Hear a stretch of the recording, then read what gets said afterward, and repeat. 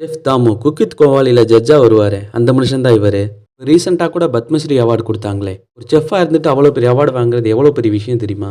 ரீசென்ட்டா அவரோட இன்டர்வியூ பார்த்தேன். இந்த இடத்துக்கு அந்த மனுஷன் எவ்வளோ கஷ்டப்பட்டு வந்திருக்காரு அப்படின்னு சொல்லி அவர் சொன்னத கேட்டு எனக்கே ஒரு மாரி ஆயிருச்சு.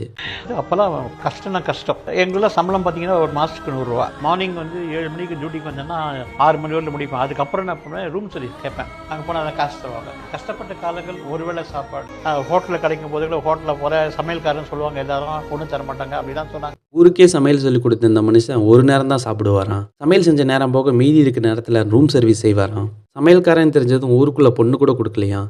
அத நெனச்சு மனுஷன் இப்பவும் கூட அழுகுறாரு.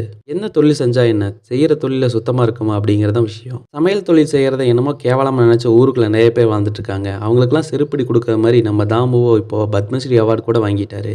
இதுக்கு மேல என்ன இருக்கு? எந்த தொழில் செய்றோங்கிறது முக்கியம் இல்ல. அத உண்மையாவும் நேர்மையாவும் செய்றோமா அப்படிங்கிறது தான் முக்கியம்.